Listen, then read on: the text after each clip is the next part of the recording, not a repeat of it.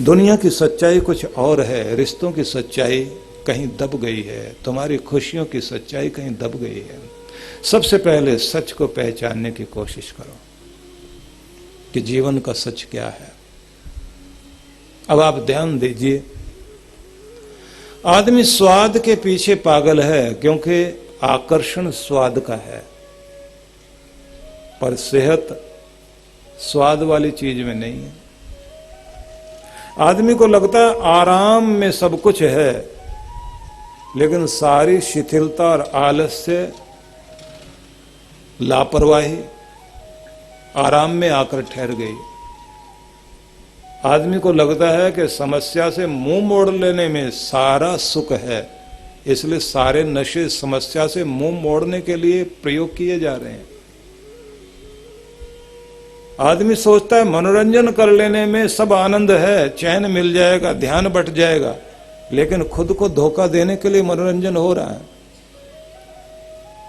ध्यान बट गया थोड़ी देर के लिए, पर समस्या नहीं गई। तो समझ में आता है कि जिंदगी का सच चमकीले आवरणों ने ढक दिया। अब सच क्या है? शब्द ध्यान देना। जिंदगी को सरल बनाना चाहते हो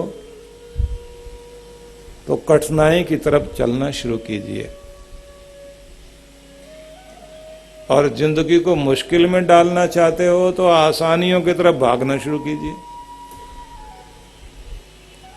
आसानियों की तरफ जितना जितना आप भागेंगे, जिंदगी मुश्किल होती जाएगी, और जितने जितने आप मुश्किल की तरफ दौड़ते चले जाएंगे, उतना उतना आपका जीवन आसान होता जाएगा। अब आप नियम देखिए।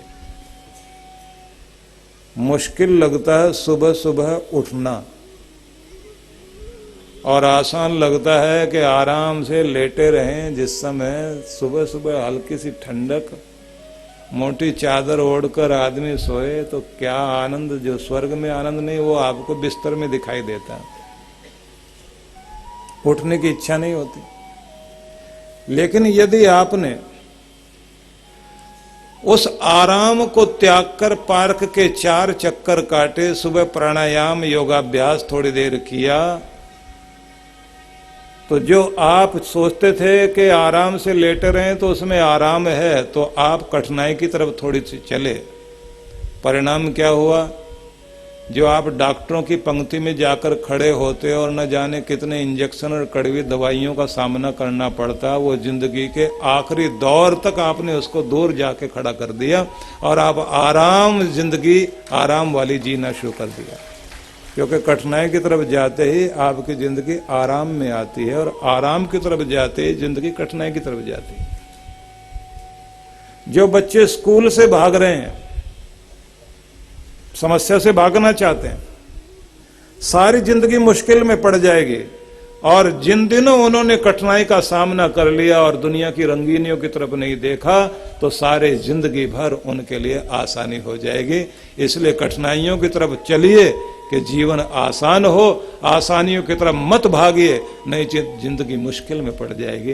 दुनिया के जो नियम है उन्हें एक एक करके पकड़ना शुरू कर दीजिए। लोग समझना नहीं चाहते, स्वाद की तरफ दौड़ना चाहते हैं और सेहत की तरफ नहीं। जिस दिन स्वाद को हटाकर सेहत की तरफ चलना शुरू कर दिया, तो याद रखिए स्वाद फिर जिंदगी भर मिलता है, फिर कड़वी दवाइयां नहीं खानी पड़ेंगी। जिंदगी भर का स्वाद जुड़ गया अगर आपने स्वाद को त्याग दिया, और स्वाद के पीछे भागते जिंदगी भर का स्वाद हाथ से जाता रहा।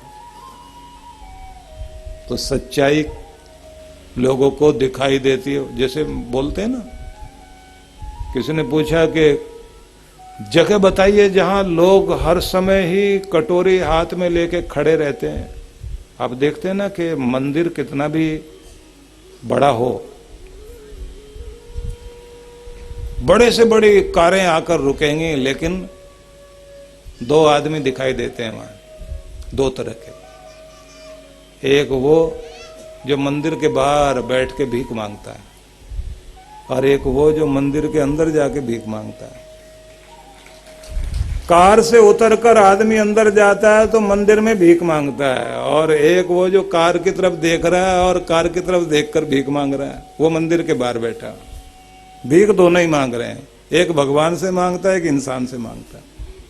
तो किसी ने पूछ लिया है कि ऐसी कौन सी जगह है जहां हर आदमी के हाथ में कटोरी है, हर आदमी मांग रहा है? देना भाई, देना भाई। बोले गोलगप्पे वाले की जो दुकान है वहां बड़े बड़े लोग जो है भिखारी की तरह खड़े होते हैं, हाथ में कटोरी लेकर खड़े होते हैं, देना भाई, जरा देना भाई। औरत मर्द, और शर्म भी नहीं आ रही होती, अच्छे कपड़े पहने हुए हैं और ऐसे लाइन में लगे हुए, देना जरा एक। स्वाद ने लाकर भिखारी की तरह खड़ा कर दिया, और वो भी कहां? कोई आपसे कहे कि यहां खड़े हो जाना, कटोरी हाथ में लेकर खड़े नहीं हो सकते, लेकिन गोलगप्पे के सामने पानी पूरी, ये चाट पकौड़ी दोनों हाथ में लेकर खड़े हुए, बड़े से बड़े आदमी की हालत खराब। तो स्वाद आपको जब गले के नुक्कड़ पर खड़ा कर सकता है, तो स्वाद आपको कहीं भी ले जाकर खड़ा कर सकता है। ऐसा बना देगा कि आपको पता ही नहीं होगा कि कहां खड़े हो गए। सोचिए जरा, मनुष्य की कमजोरियां, कमजोरियों पर विजय प्राप्त करते ही आपके अंदर शक्ति आती। तो कहते हैं पहले सत्य समझिए कि सत्य क्या है। जो झूठ लग रहा है वास्तव में वो तो सच है, जो सच लग रहा है वो झूठ है। इस जिंदगी की सच्चाई को समझिए। भीड़ भागी जा रही है, लोग जिधर ज्यादा भीड़ है उधर भाग रहे हैं, लेकिन भीड़ के पास अक्ल नहीं होती। फैशन परस्त होकर सारे लोग एक तरफ दौड़े जा रहे हैं, पर उनके पास अकल नहीं है। अकल वाला तो वो है कि जो किसी के पीछे ना चले, लोगों को अपने पीछे चला कर दिखा दे, वो अकल वाला है। इसलिए अपनी अकल को इस्तेमाल करना शुरू कीजिए। तो पहले कहा कि मार्ग उन्हें मिलता है जो सबसे पहले सत्य को पहचानते हैं और वही पहुंचते भी हैं। तो जिंदगी के सच को, हकीकत को, कड़वी सच्चाइयों को जानना शुरू कीजिए कि आराम आराम में नहीं है, कठिनाई में आराम है। स्वाद स्वाद में नहीं है, स्वाद को तिलांजलि दे करके सेहत में स्वाद है। बिस्तर में बढ़िया बिस्तर हो, एसी रूम हो, उसमें बात नहीं बनेगी। एक एसी रूम में लगाइए और एक एसी दिमाग में लगाइए। जब दिमाग ठंडा होगा तो कहीं भी लेट जाओगे, अच्छी नींद आ जाएगी। जब दिमाग ही गर्म और अशांत है, कितना भी बढ़िया एसी चलता हो, नींद नहीं आएगी, चैन नहीं मिलेगा। इसलिए कहते हैं बाहर के एसी के बजाय सबसे पहले अंदर एसी फिट कीजिए। रोज थोड़ी शांति मन में लाएं।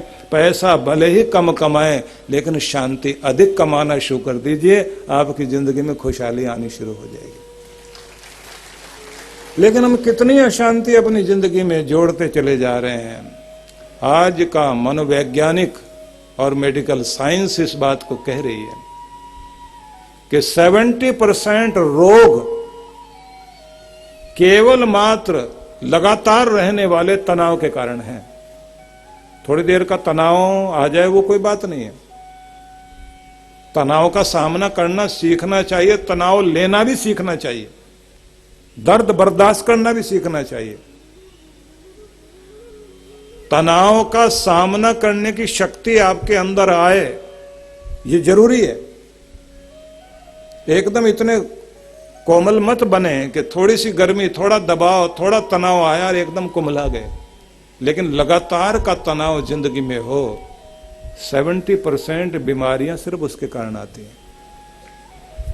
आज हम लोगों ने अपनी जिंदगी ऐसी बना ली कि लगातार दबाव, लगातार दबाव, लगातार दबाव। टेंशन को अटेंशन देते रहिए, दुखी होते रहिए।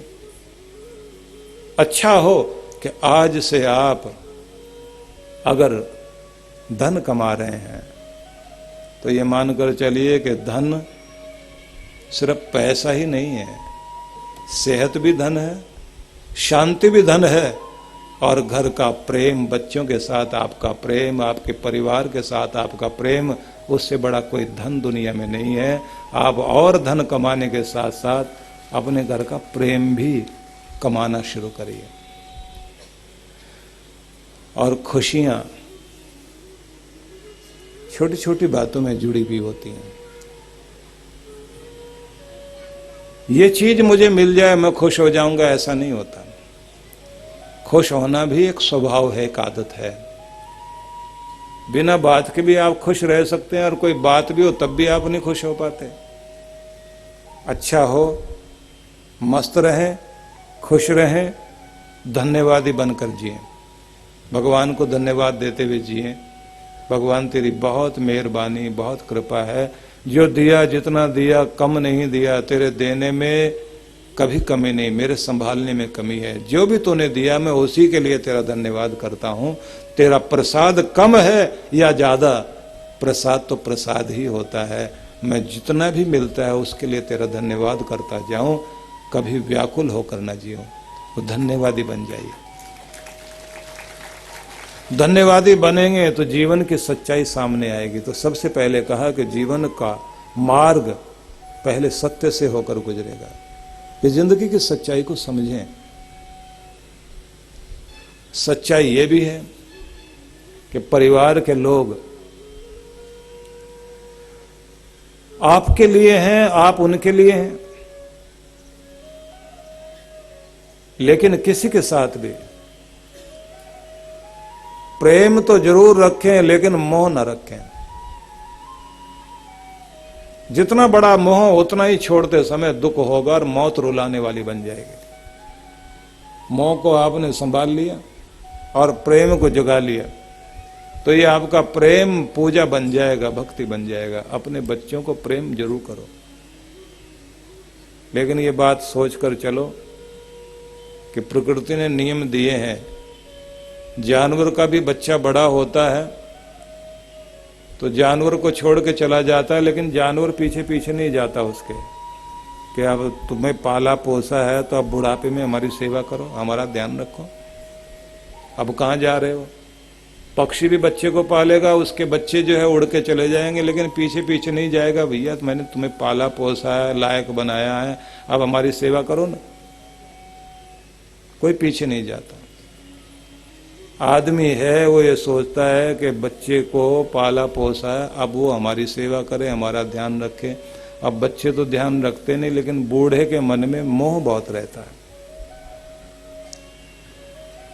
ये ठीक है कि प्रत्येक बच्चे का फर्ज है अपने माँ बाप का ध्यान रखना,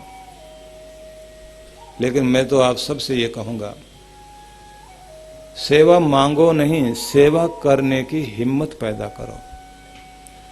भगवान से ये कहो कि भगवान मेरा शरीर इतना मजबूत करो कि मैं आखिरी समय तक भी अपने हाथों से सेवा कर सकूं, पर मुझे किसी की सेवा की कभी जरूरत ना पड़े।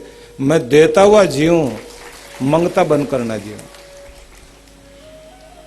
लेकिन फिर भी अगर बुजुर्ग होकर उम्र के उस ढलान पर पहुंच जाए कि शरीर साथ ना दे, तो उस समय बच्चों का फर्ज है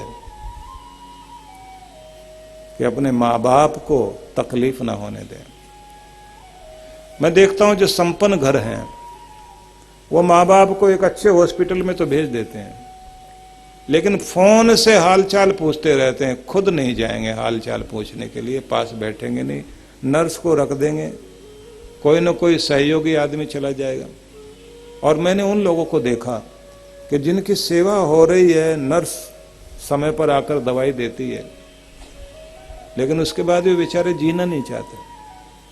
उनसे पूछा गया क्यों, तो कहते हैं हम तो अपने के प्यार के लिए तरस रहे हैं कि दो बोल प्यार के बोले और हमारे साथ आकर बैठे, लगता है इस घर को हमारी जरूरत नहीं है। गरीब अच्छा, कम से कम वो पास में बैठकर भले ही पूरा इलाज ना करा पाए, लेकिन हाथ पकड़कर ये कहता है अब जल्दी ठीक होकर आइए, घर को आपकी बहुत जरूरत है। लेकिन यहां तो लगता हमारी किसी को जरूरत ही नहीं।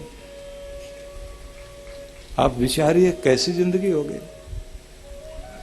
प्रेम भरे दो बोल जिंदगी में कोई बोलने वाला मिलता है तो व्यक्ति को बहुत ताकत मिलती है। पर एक बात कहना चाहता हूं कि अगर आप देवी देवताओं को मनाते हुए कहीं भी किसी मंदिर में चले जाइए, जो बात वहां नहीं बनेगी। अगर अपने बड़े बुजुर्गों की आपने सेवा की और उनके दिल को प्रसन्न कर दिया और उनके आशीर्वाद आपके सिर पर आए, तो जो बात बड़े मंदिर में नहीं बन सकती वो उनके आशीर्वाद से जरूर बनेगी। और हर बुजुर्ग का भी एक फर्ज है, जैसे जैसे उम्र बढ़ती चली जाए अपनी जबान पर ज्यादा से ज्यादा कंट्रोल लाएं। एक तो खाने पीने पर कंट्रोल करें और एक बोलने पर कंट्रोल करें, क्योंकि बाद में क्या होता है कि चटोरी जीभ खाना तो बहुत कुछ चाहती है लेकिन हजम करने की ताकत है नहीं। तो इसलिए बुजुर्ग आदमी के लिए बड़ी मुसीबत हो जाती है। वो स्वाद में आके हलवा खा तो जाता है, बाद में बोलता रहता है सारी रात पेट में जो है बादल गरजते रहे और दर्द बहुत होता रहा, क्या करें, बुढ़ापे में अब हलवे लायक नहीं रहे हैं। तो जीभ को तो कंट्रोल में करना ही पड़ेगा। दूसरी बात ये भी ध्यान रखनी पड़ेगी कि आपको ज्यादा बोलने से बचना है। जब उम्र आगे बढ़ती जाती है और शरीर क्षीण होता जाता है तो ये ध्यान रखिए कि उस समय दो ही जगह ताकत बढ़ती है। एक तो मन में कल्पना करने की ताकत बहुत आ जाती है और एक जीभ पर उस समय इतना बल आ जाता है, आदमी बोलता ही जाता है, बोलता ही जाता है। और ये समस्या पुरुषों में भी है और महिलाओं में तो जरा ज्यादा ही है। उम्र जैसे ज्यादा हो जाए और बोलने पर आ जाए तो समझ लीजिए कि उसके बाद तो आदमी बटन ही ढूंढता रहता है कि बंद होने का कौन सा बटन है। निवेदन यही है सभी से, बोलने पर नियंत्रण बहुत जरूरी है। अपने बच्चों को सिर्फ आशीर्वाद दो, मंगल कामना करो और घर की गलतियां देखें तो टोका टाकी मत कीजिए। आपके टोकने से कोई ठीक नहीं हो जाएगा, बल्कि आप दुश्मन और बना लेंगे। बुजुर्गों के प्रति बच्चों का ध्यान रहना चाहिए। वो अगर बाहर भी जाएं घूमने, अपने माँ बाप को एक बार पूछ लें, ये कह दें हम जा रहे हैं, और जब आएंगे आने के टाइम में आके बोल दें पिताजी हम आ गए, माताजी हम आ गए। और माँ का, सास का ये फर्ज है कि वो उस समय आशीर्वाद ही दे, बेटा जहां भी गए टाइम से आ जाया करो और हमारा बहुत आशीर्वाद है, घूमो फिरो, आनंद मनाओ, जिंदगी को खुशियों की तरह से व्यतीत करो। ये नहीं आते टोकना शुरू कर दें, सारा दिन घूमते रहते हैं, इनको कोई काम ही नहीं है, पैसे खराब करते घूम रहे हैं। कभी बहू को कुछ बोलना शुरू कर दें तो टोकना छोड़ दीजिए। जीभ पर परमात्मा का नाम बसाओ और प्रार्थना भी करो। एक संत की प्रार्थना है कि मैं अपनी जीभ से प्रार्थना करता हूं, इतना साथ निभा दे मेरा, जब आखिरी सांस लेने का मौका आए तब तक इस जीभ को इतनी शक्ति मिले कि इस पर परमात्मा का नाम बसा रहे। आखिरी समय में नाम जपने में मेरी सहायता कर दे, मेरा साथ निभा दे। नाम जपते जपते शरीर छोड़ूं, भले ही पूरा शरीर शिथिल हो जाए लेकिन जिह्वा पर परमात्मा का नाम रहे। इतनी शक्ति देना भगवान कि मेरी जीभ पर आपका नाम रहे। आखिरी समय में ये जीभ आपका नाम उच्चारण करे, दुनिया के किसी और को याद करे ना करे, पर तुझे जरूर याद करे। चलते फिरते उठते बैठते भगवान का नाम उच्चारण हो सके। तो सच को जीवन में पकड़ना है, ये पहला मार्ग हुआ। दूसरी बात है धर्म को पकड़ना है। धर्म अपनाइए, धर्म की रक्षा कीजिए जिससे धर्म आपकी रक्षा करे। धर्म संस्कार बनकर आपकी रक्षा करे, दया बनकर धर्म आपकी जिंदगी में बैठे, करुणा बन जाए, सहयोग करने वाले आप बन जाएं, सेवा और दान पुण्य करने वाले आप बन जाएं। ये सब चीजें धर्म बनकर आपकी जिंदगी में अगर बैठते हैं तो ध्यान रखना, धर्म जब आपकी जिंदगी में आ जाता है तो फिर आपकी रक्षा करता है। कहते हैं मनुष्य के ऊपर पाप भेड़ियों की तरह टूटते हैं, लेकिन पुण्य देवता बनकर, कवच बनकर रक्षा करने के लिए आगे आता है। अगर आपने अपनी जिंदगी में धर्म किया है तो याद रखना, वो धर्म देवता बनकर आपकी रक्षा करने के लिए आगे आ जाएगा, क्योंकि आदमी के हाथों से किए गए पाप वो जरूर कभी न कभी रुलाने के लिए सामने आते हैं। आपकी रक्षा अगर कोई करता है तो सिर्फ धर्म करता है, इसलिए धर्म को कभी मत छोड़िए। आपने अपना नियम निभाया, आपने अपनी जिंदगी से रोज कुछ न कुछ अच्छा किया, कुछ न कुछ देते रहे, सहयोग करते रहे, तो वो आपका दिया हुआ आपका कल्याण करेगा जरूर। वो कथा बार बार दोहरानी चाहिए मन में। महाभारत में जो लिखी कि राजा के मुख से अनेक तरह की शक्तियां बाहर निकल रही थी, स्त्री निकली, प्रकाश बाहर आता था, तो राजा पूछता था कि तुम कौन हो, क्यों बाहर जा रहे हो? उस प्रकाश ने कहा कि मैं स्त्री हूं, तुम्हारी शोभा और तुम्हारी समृद्धि, आज तुम्हारे पुण्य खत्म हो गए, तो अब हमको जाना पड़ेगा, तुम्हारी बरकत चली जाएगी, आज से कमाओगे सही पर टिकेगा नहीं, खर्चे उससे भी ज्यादा आ जाएंगे और सिर पे कर्जा ही होता जाएगा, और तुम्हारा सम्मान भी अब कम हो जाएगा। एक एक करके अंदर से प्रकाश निकलता रहा है। एक प्रकाश बाहर आया, पूछा कौन हो तुम? बोले मैं आपका प्रभाव है, आज से आपका प्रभाव कम हो जाएगा। एक और प्रकाश बाहर आया, पूछा तुम कौन हो? बोले हम आपका सम्मान है, आपकी कीर्ति है, हम भी बाहर जा रहे हैं, क्योंकि स्त्री चली गई तो फिर हमें भी बाहर जाना है। क्यों जा रहे हो? बोले स्त्री गई, पैसा गया, प्रभाव गया, तो सम्मान भी गया, अब हमें भी जाना है बाहर। उसके बाद में एक और अंदर से शक्ति निकली, पूछा आप कौन है? बोले हम आपका उत्साह थे, आज से हम भी जा रहे हैं। अब आपके अंदर उत्साह नहीं रहेगा, आपका मान गया, आपका धन गया, आपका प्रभाव गया, अब आपके पास सिर्फ डिप्रेशन रहेगा। एक और अंदर से प्रकाश निकला, आप कौन है? बोले हम आपकी मधुरता थे, आपका आकर्षण थे हम, आज से वो गया, अब आप जो भी बोलोगे ना लड़ाई लड़ाई होगी आपके, अब झगड़े होते जाएंगे, किसी से जाओगे समझौता करने के लिए और वहां से एक नई लड़ाई मोल लेकर आओगे।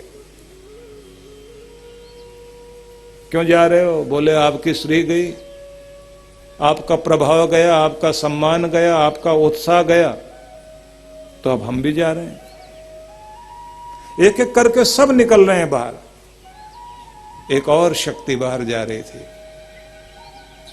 पूछा आप कौन है? बोले मैं आपका सत्य हूं, मैं आपका धर्म हूं। आप क्यों बाहर जा रहे हैं? बोले अब लगता है कि सारी शक्तियां आपका साथ छोड़ देंगी। तो यहां वो बात सुनने लायक है।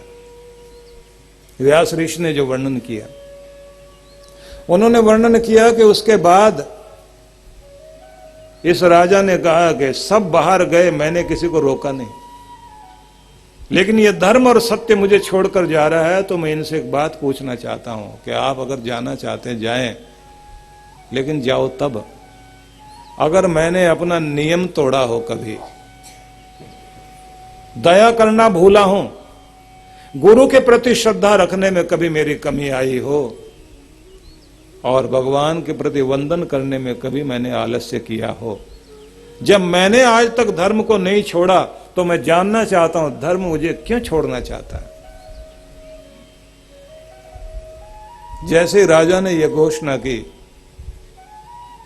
तो एकाएक अंदर बहुत सारी शक्तियां प्रवेश करने लगी।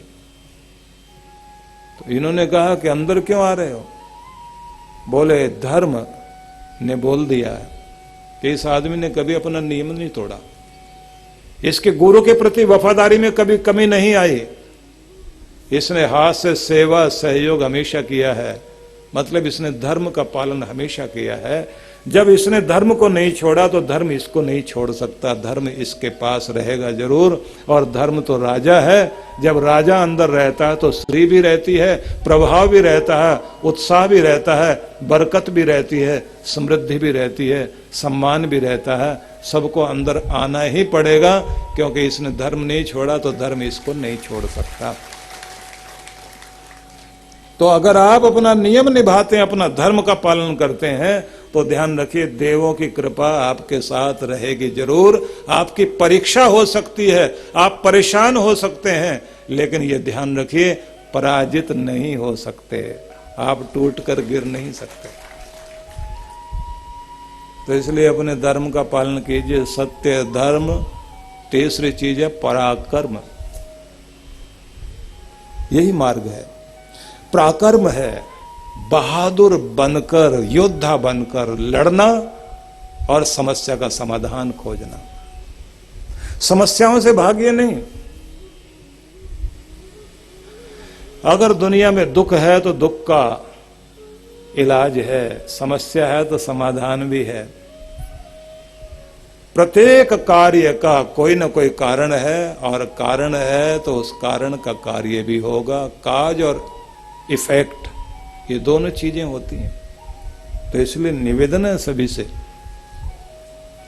पराक्रमी बनिए, समस्याओं से लड़ने वाला बनिए, समस्याओं से भागने वाला नहीं। और अगर कभी भागना भी पड़े तो भागो भी इसलिए कि जूझना है फिर से। कृष्ण भगवान का एक नाम रणछोड़ जी भी है। गुजरात में, राजस्थान में रणछोड़ भगवान की पूजा होती है, रणछोड़ जी का मंदिर है। और कृष्ण को इस रूप में भी उन्होंने याद किया कि काल यवन को हराने के लिए कृष्ण ने पीछे हटकर जीता था। तो सीधा मतलब हो गया कि कभी कभी झुक जाओ झुकाने के लिए, कभी कभी पीछे हट जाओ सामने से समस्या हटाने के लिए। लेकिन पीछे हटने का मतलब भागना नहीं है। लड़ो, बहादुरी से लड़ो, समस्या को हराओ। और इस बात को याद रखो कि गम मेरे साथ बहुत दूर तलक गए, गम मेरे साथ बहुत दूर तलक गए, मुझ में न पाई थकान तो खुद ही थक गए। अगर आप थकोगे नहीं तो गम थकेगा, और अगर आप थक गए तो गम जीत जाएगा। इसलिए हार जाओ भले ही, लेकिन हार नहीं मानना। अगर हार भी गए तो हारे नहीं, अगर हार मान ली तो फिर हार गए, भले ही जीत रहे हो। मन से जब आदमी हार नहीं मानता, उसकी हार कभी नहीं हुआ करती। इसलिए मन से मजबूत बनिए, आखिर तक लड़ने वाले बनो, शेर बनकर। अगर हम कहें हाथी और शेर दोनों के अंदर एक खास बात है, ताकत में अगर हम कहें तो हाथी जैसी ताकत किसी के पास नहीं, शेर के पास कोई ताकत नहीं। शेर के पास तो निर्भीकता है, बहादुरी है, निडरता है। इसलिए वो मस्ती से पूरे जंगल में सोता है। हाथी के पास निर्भीकता नहीं है, मस्त चाल जरूर है। हाथी का झुंड जहां भी खड़ा होगा, उनको अगर आप देखें तो उनमें दो, कम से कम एक सारी रात पहरा देगा, बाकी आराम से सोते हैं सब, और झुंड में रहते हैं। डरे हुए लोग हैं सारे। जो रात भर पहरा दे रहे हैं बुद्धिमानी जरूर दिखाई दे रही, लेकिन डरपोक हैं। शेर जहां भी लेटेगा वो कोई पहरा वहरा नहीं देता, आराम से सोता है, मस्ती से सोता है, क्योंकि उसको पक्का पता है कि जब भिड़ना पड़ेगा तो जान लड़ा दूंगा, आखिर तक जान लड़ा दूंगा। इसलिए आसान बात नहीं है। बकरी का बलिदान लोग करते हैं, लेकिन शेर का कोई नहीं, क्योंकि उसकी तरफ तो उंगली उठाने की भी हिम्मत नहीं है। और जो बकरी बन जाता है उसका बलिदान होता है हमेशा, बार बार उसका कान पकड़ के खींच के ले जाते हैं। अगर आप पराक्रमी बन जाएं तो कोई समस्या नहीं बनेगी। अगर डर डर करके जियोगे तो फिर आपको ज्यादा समस्या आएगी। इसलिए अच्छा हो, हर चीज का सामना करने के लिए मजबूती पैदा करें। कुछ लोगों की आदत ये होती है, वो डर के कारण में ज्यादा बड़ा दर्द भोगते हैं।